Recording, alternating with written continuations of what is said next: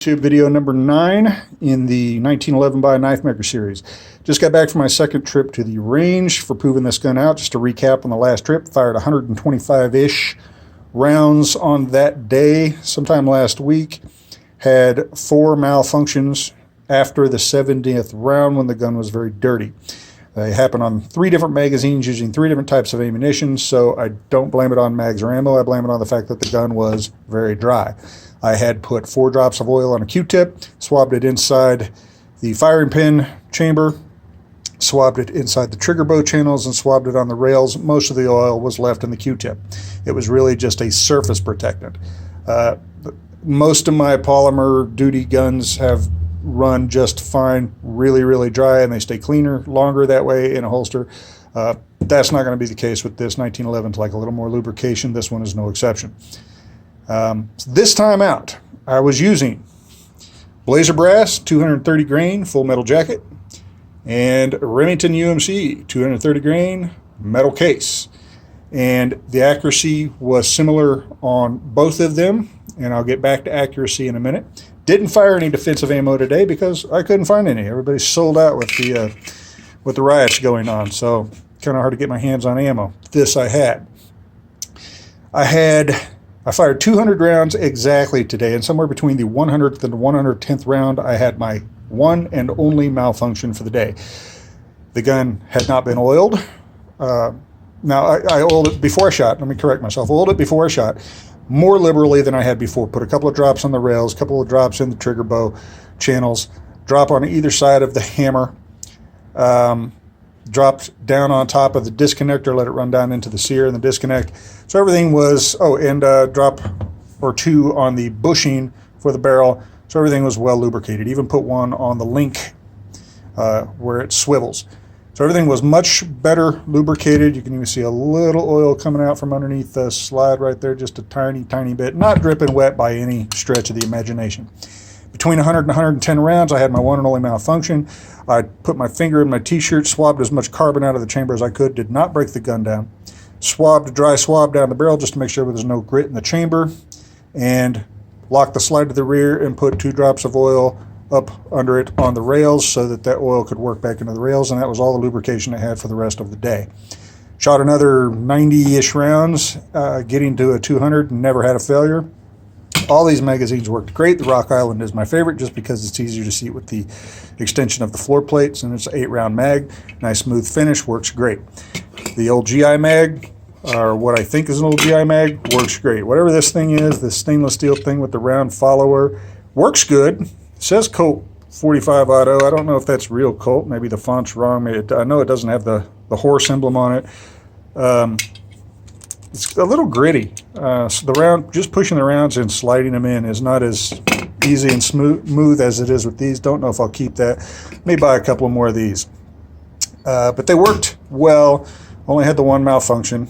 And that was just, again, stripping off, and it hung up at the angle going into the chamber.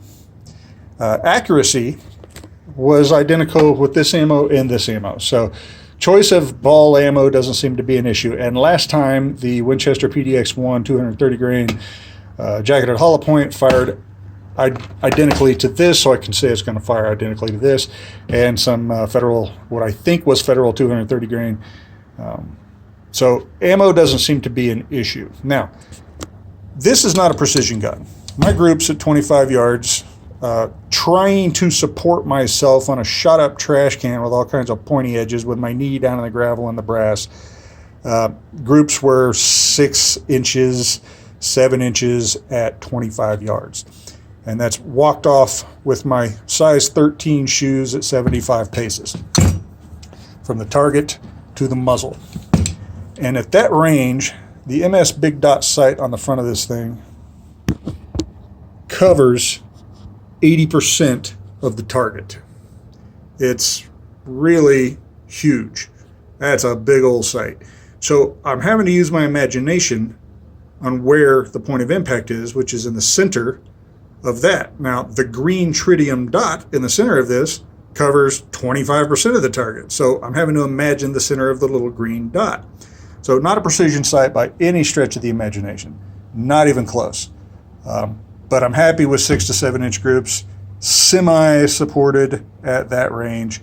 7 to 10 yards, I was right on the money, under a palm with groups, firing in pairs, rapid pairs, not from the holster, just firing rapid pairs, going from safe to fire from a low ready. And that's as close to training as I did with it. Really, it was just a function test of the gun. So it's accurate enough for a combat gun, and it's going to go into the carry rotation. 99.5% reliability. With the failure coming after the first 100 rounds, I'll take it. I'm going to carry it. My grips stayed on this time. They were loosening up last time. I Loctited these with blue Loctite.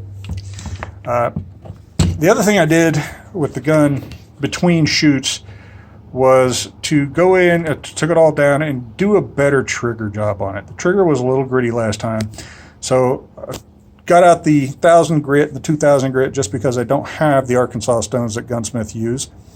And I got the sides of the trigger bow, I got the inside of the trigger bow, got the back of the trigger bow again, down to 2000 grit. I'm going to talk again in a minute about the rear of the trigger bow. Sides of the hammer, sides of the sear, all the contact surfaces between the trigger bow and the disconnector and the sear.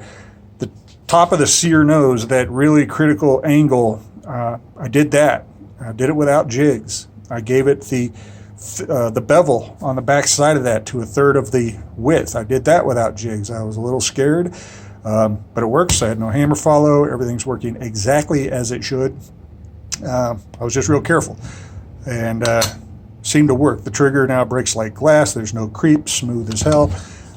Still has plenty of take up, which I like, and it's still the factory Rock Island leaf spring, so it's probably between 5 and 6 pounds. Don't know what it is, haven't measured it, don't have a tool to do so. But I like it. The trigger feels great now. On the back of the trigger bow, I had taken it and buffed it on a buffing wheel with rouge, and the back of the disconnect I'd hit with the Dremel with rouge. And what I had not done prior to that was sand them. And what I did was create a polished yet uneven undulated surface. It was a mirror shine but lumpy. So I corrected that. I went to 1000 grit, went to 2000 grit, and I decided not to polish them the way I had done the chamber. I didn't want to mirror polish. I didn't mirror polish any of the things that I polished. I went to 2000 grit and I left it there. The reason being is because it seems like a micro scratch surface will hang on to lubricants better than two perfectly smooth surfaces mashed together, pushing all the lubricant out because they don't have anything to grab onto. And on the trigger bow, set this up here, the trigger bow goes across this way. I put the sanding scratches for the 1000 and 2000 grit this way on the trigger bow, and on the disconnect, I put them this way. I didn't want to do them parallel because I didn't want that to be a groove-in-groove kind of geared connection that would create more surface area and push out the oils. I want them to be perpendicular to each other, reducing the metallic surface area that was coming into contact and giving the oil a place to go. Now, this is all theory. I have no reason to believe this is true, but the trigger feels great. And I'm going to look at it when I break it apart here and clean it and see how it wore. But if the results can justify the choice, then they do. And I'm not sorry I did it. I sent a message to an old gunsmith friend of mine asking him about that theory. I have yet to receive a response. I'll let you know. So yeah, it worked out great. The trigger job worked out great. The one last thing I want to mention is this barrel. Like I said, the sights are not precision by any means, and the barrel, I don't know the history of it. While the slide was never installed on a gun, and it's a 60s era National Match Colt slide, and it had never been finished or fitted, the barrel certainly had. The barrel is a 1950s vintage National Match barrel, and it is well used. There's a lot of indication of wear on it on the outside where it's made contact with the bushing.